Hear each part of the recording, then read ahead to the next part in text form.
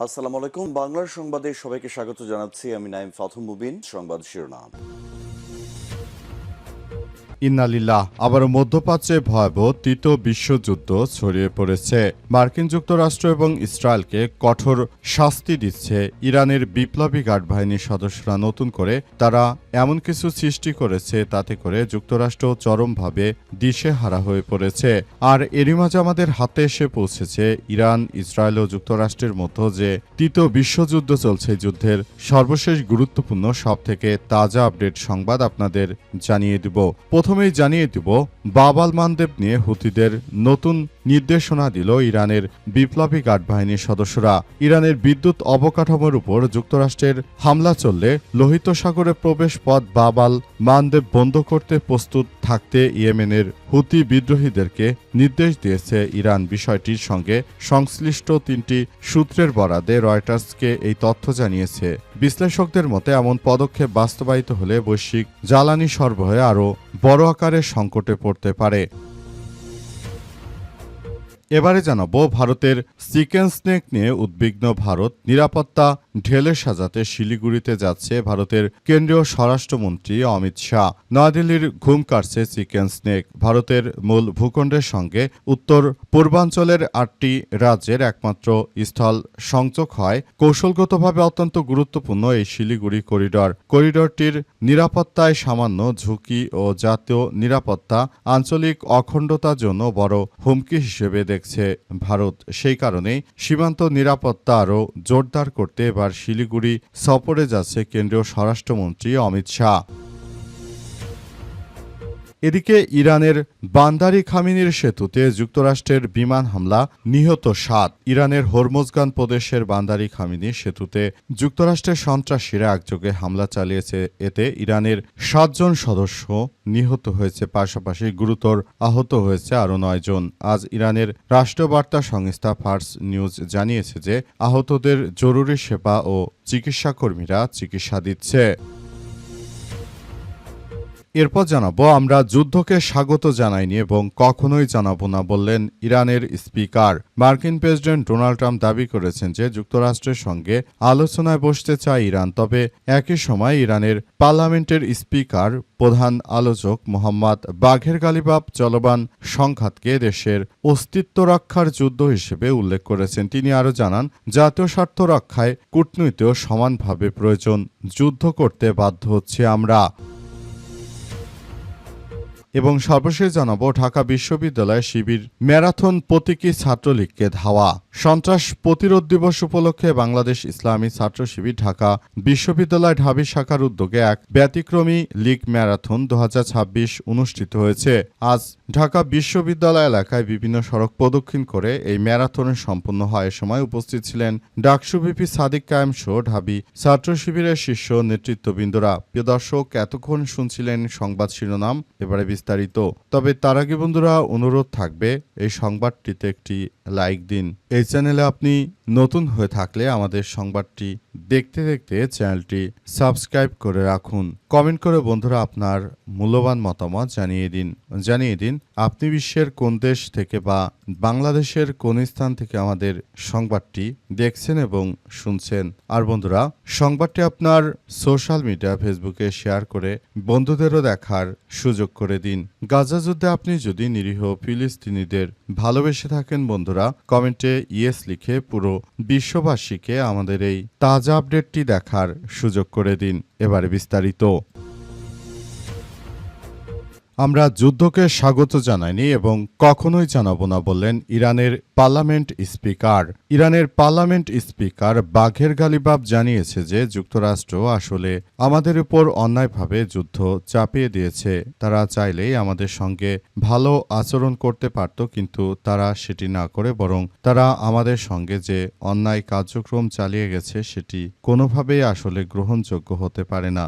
সেখানে তিনি আরও উল্লেখ করেছেন যে সবাইকে বলতে চাই, মার্কিন সন্ত্রাসীদের ব্যাপারে আরও বেশি সজাগ থাকতে হবে। যদি তারা পুরো বিশ্বের বুকে এক ধরনের ভয়াবহ বিপর্যয়কর পরিস্থিতির সৃষ্টি করাই তাদের উদ্দেশ্য এবং তারা এরপরই সেখানে অস্ত্র বিক্রি করে হাজার হাজার বিলিয়ন বিলিয়ন ডলার তারা আয় করবে, এটাই হচ্ছে তাদের একমাত্র কাজ। কিন্তু ইরানের বিপ্লবী গার্ড বাহিনীর সদস্যরা কখনো সাধারণ মানুষের বিরুদ্ধে গিয়ে আজ পর্যন্ত কোনো একটি পদক্ষেপ গ্রহণ করেনি। পৃথিবীর কোনো দেশেই তারা মার্কিন সন্ত্রাসীদের মতো এভাবে ঘাঁটি করে তারপর মানুষদেরকে তারা এভাবে নাস্তানাবুদ করছে না। সুতরাং বিষয়গুলো এখনই সময় এবং সুযোগ, সবাইকে আরও বেশি সতর্কতামূলক কার্যক্রম চালিয়ে যেতে হবে। যদি যুক্তরাষ্ট্রের এই সন্ত্রাসী কার্যক্রমগুলোকে আপনারা মেনে নেন, মুসলিম রাষ্ট্রগুলো যদি সবাই আপনারা এই বিষয়গুলো মেনে নেন, তাহলে ভবিষ্যতে আপনাদের জন্য আরও ভয়াবহ এক বিপজ্জনক পরিস্থিতি অপেক্ষা করছে।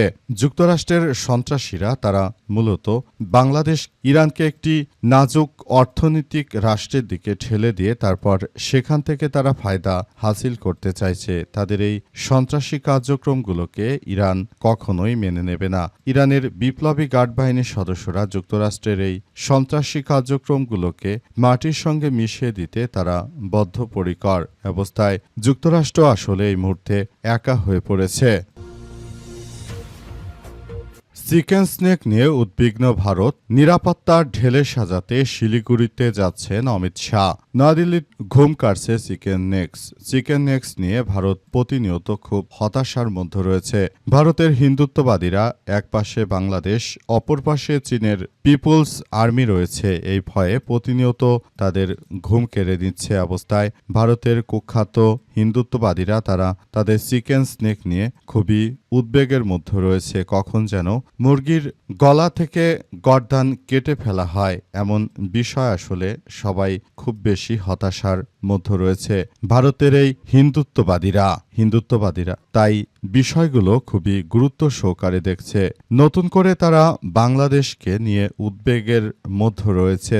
তারা আসলে বলছে যে বাংলাদেশ এই মুহূর্তে যেহেতু তাদের শেখ হাসিনা ক্ষমতায় নেই, সুতরাং শেখ হাসিনা ক্ষমতায় না থাকাকে কেন্দ্র করে তারা খুব বেশি হতচকিত হয়ে পড়েছে। তারা মূলত মনে করেছিল যে হয়তো এভাবে চলতে থাকলে খুব ভয়াবহ বিপর্যয়কর পরিস্থিতির মধ্যে তারা পড়বে, কারণ বাংলাদেশে যারা ইসলামী পন্থী রয়েছে তারা ভারতকে কোনো সুযোগ দেবে না। এই ভয় থেকেই মূলত ভারতের এই হিন্দুত্ববাদীরা তারা চিকেন নেকের উপর অনেক বেশি নজর দিয়ে রেখেছে, যাতে করে ভবিষ্যতে তারা এই চিকেন নেক্স সব সময় ব্যবহার করতে পারে এবং এই চিকেন নেক্স যেন কখনো চীন কিংবা বাংলাদেশ ভারতের জন্য দুঃসংবাদের কারণ হয়ে না দাঁড়ায়, সেই বিষয়টি তারা খুব পর্যবেক্ষণ করছে গুরুত্ব সহকারে।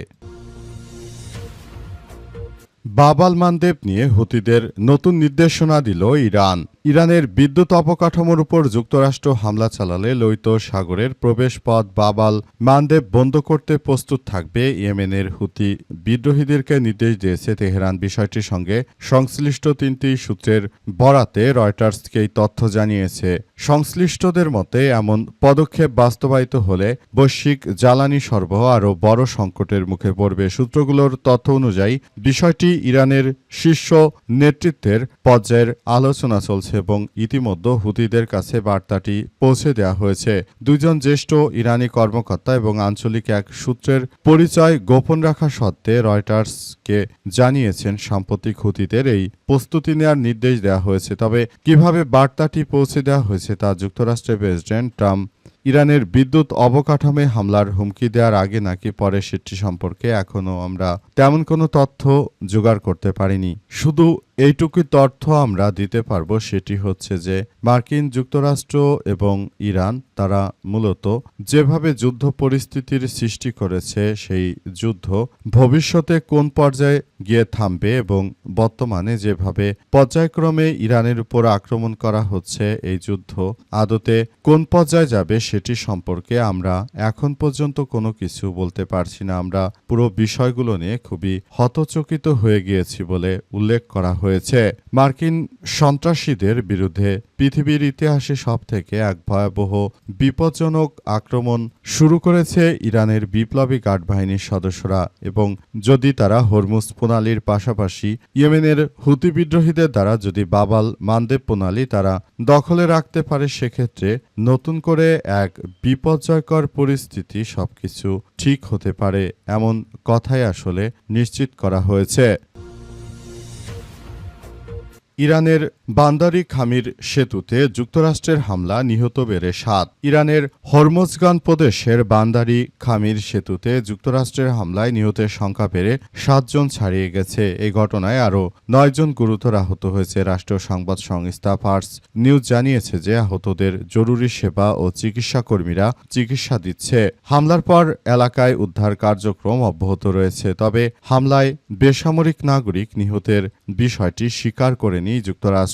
এছাড়াও হামলার বিস্তারিত কারণ ও নিহতদের পরিচয় এখনও জানা যায়নি। এদিকে ইরানের গুরুত্বপূর্ণ বন্দরনগরী বন্দর আব্বাসে নতুন করে হামলা চালানোর দাবি করেছে যুক্তরাষ্ট্রের সেন্ট্রাল কমান্ড সেন্টকম। আজ প্রকাশিত এক বিবৃতিতে সেন্টকম জানিয়েছে যে হামলায় ইরানের সামরিক কমান্ড সেন্টার, আকাশ প্রতিরক্ষা ব্যবস্থা, ড্রোন সক্ষমতা এবং উপকূলীয় নজরদারি স্থাপনাগুলোতে লক্ষ্যবস্তু করা হয়। সেন্টকমের দাবি, মার্কিন প্রেসিডেন্ট ট্রাম্পের নির্দেশে অভিযান অব্যাহত রয়েছে। তাদের ভাষ্য অনুযায়ী এসব হামলায় ইরানের সামরিক সক্ষমতা দুর্বল হচ্ছে, বিশেষ করে হরমুজ প্রণালীতে বেসামরিক জাহাজ ও বাণিজ্যিক নৌযানের হামলার সক্ষমতা কমিয়ে আনাই এই হামলার প্রধান লক্ষ্য বলে উল্লেখ করা হয়েছে।